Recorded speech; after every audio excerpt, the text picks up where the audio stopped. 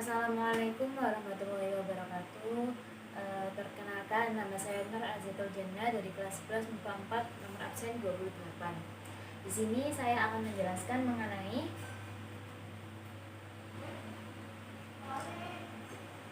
sistem dan lingkungan pada termokimia. Nah, sebelum itu apa sih yang dimaksud dengan termokimia? Nah, termokimia yaitu cabang ilmu kimia yang mempelajari perubahan kalor atau energi yang menyertai suatu reaksi kimia, baik yang diserap maupun yang dilepaskan. Energinya di sini tuh dapat mengalami perpindahan dari sistem ke lingkungan ataupun sebaliknya. Oleh karena itu, kita harus paham dulu apa sih yang dimaksud dengan sistem dan lingkungan. Nah, di sini akan dijelaskan. Yang pertama, sistem. Apa sih sistem itu? Sistem adalah segala hal yang diteliti perubahan energinya. Sedangkan lingkungan yaitu segala sesuatu di luar sistem. Untuk ilustrasinya itu seperti ini. Di sini itu disebut sebagai sistem. Untuk sini luarnya ini itu disebut dengan lingkungan.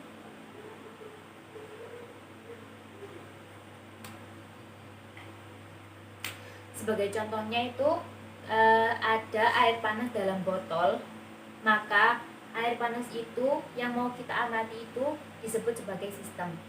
Sedangkan botolnya itu kita sebut sebagai lingkungan.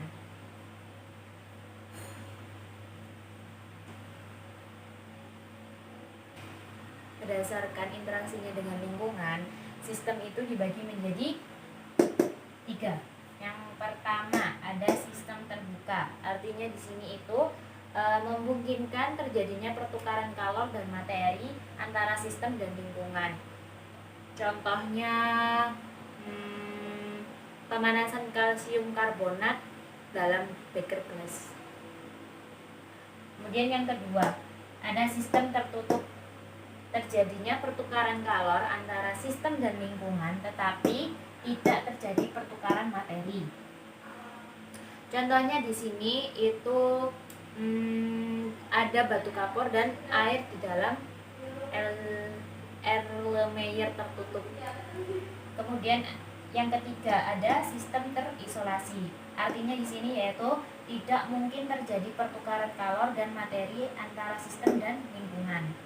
Contohnya itu ketika air panas dalam termos. Dari sini maka kita bisa dapatkan bahwa untuk membedakan antara ketiga sistem tersebut bisa dilihat dari pertukaran antara materi dan energi, apakah dia bisa keluar atau tidak. Nah, untuk di sistem terbuka ini kan dia bisa terjadinya pertukaran kalor dan materi antara sistem dan lingkungan. Bisa terjadi pertukaran antara kalor dan materi.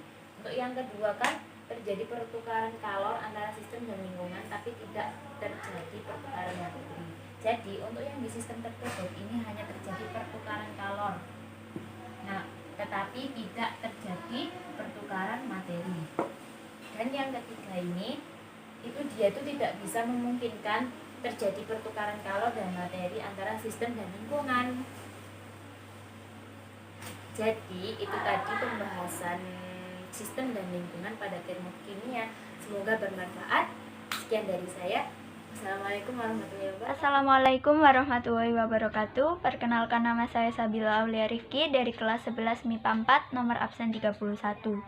Di sini saya akan menjelaskan tentang reaksi eksoterm dan endosterm.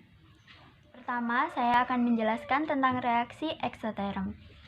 Eksoterm adalah kalor yang dihasilkan oleh suatu proses pembakaran dipindahkan dari sistem ke lingkungannya.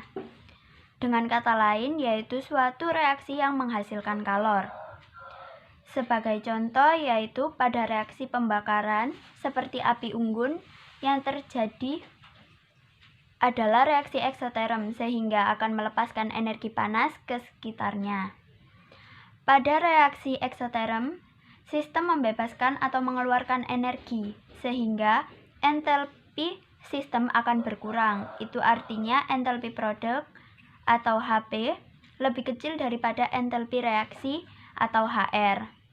selisih antara entalpi produk dengan entalpi reaksi atau HP min HR sama dengan negatif. Yang kedua, saya akan menjelaskan tentang reaksi endosterm. Reaksi endosterm adalah reaksi yang menyerap kalor. Reaksi endosterm di mana kalor harus disalurkan kepada sistem oleh lingkungannya. Pada reaksi ini terjadi perpindahan kalor dari lingkungan ke sistem sehingga suhu lingkungan turun dan menjadi lebih dingin.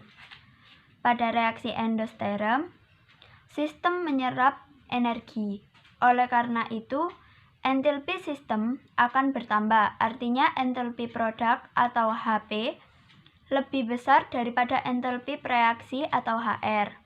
Akibatnya, perubahan entalpi merupakan selisih antara entalpi produk dengan entalpi reaksi atau HP min HR bertanda positif. Contoh reaksi endoterm antara lain adalah reaksi barium hidroksida dengan kristal amonium klorida dengan penambahan sedikit air. Assalamualaikum warahmatullahi wabarakatuh. Nama saya Kalista Kamila Ramadhani dari kelas 11 MIPA 4 nomor absen 5. Di sini saya akan menjelaskan tentang diagram tingkat energi.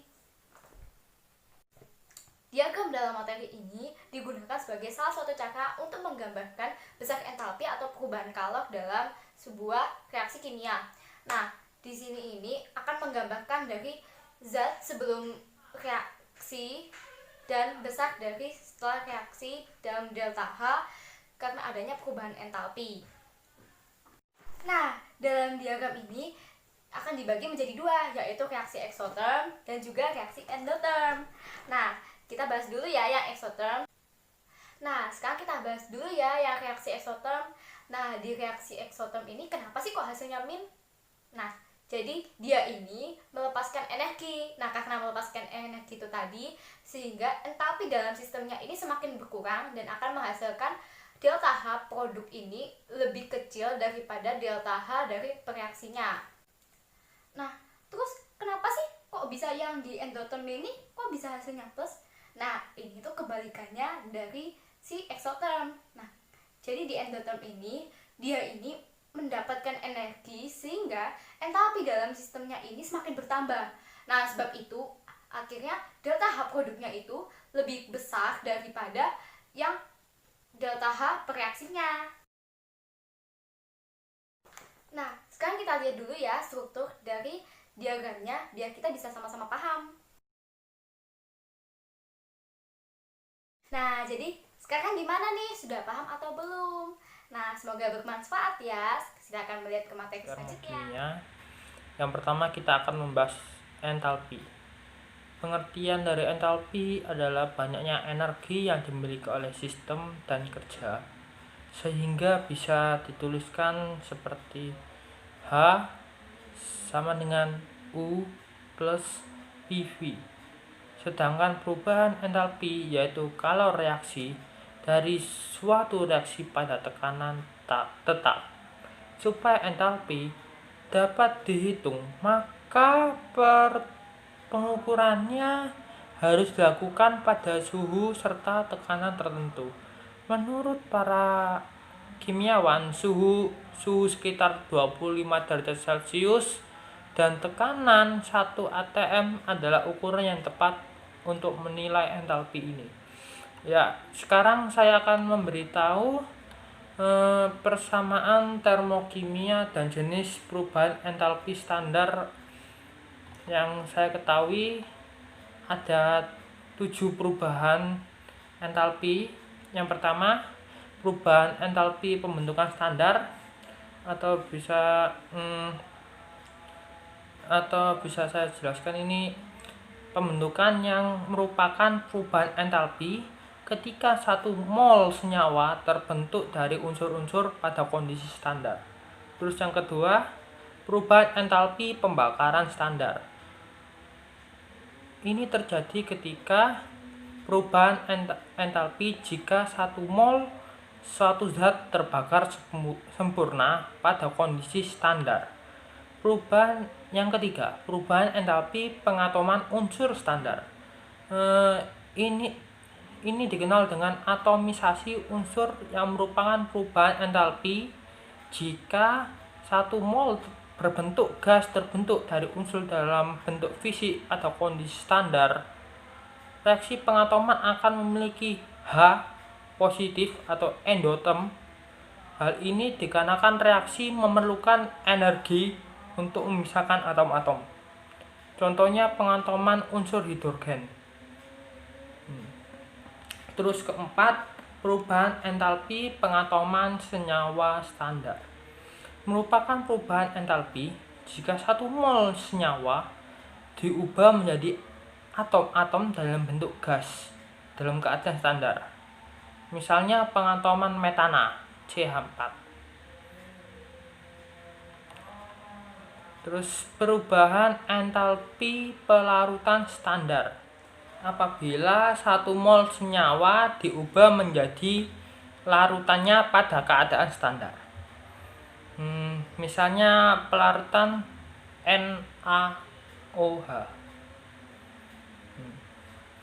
Perubahan entalpi peleburan standar, ini yang keenam, merupakan perubahan entalpi pada peleburan satu mol zat padat menjadi zat cair pada titik leburnya dan tekanan standar, misalnya peleburan es.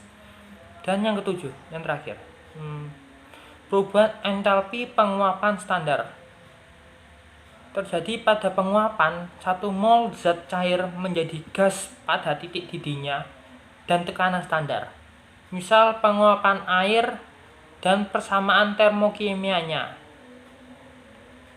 Ya, seperti ini, umpamanya H2O sama dengan H2O tanda kurung I menjadi H2O dalam kurung G. Nah, jadi itulah yang bisa saya sampaikan tentang perubahan-perubahan entalpi standar. Terima kasih. Wassalamualaikum warahmatullahi wabarakatuh.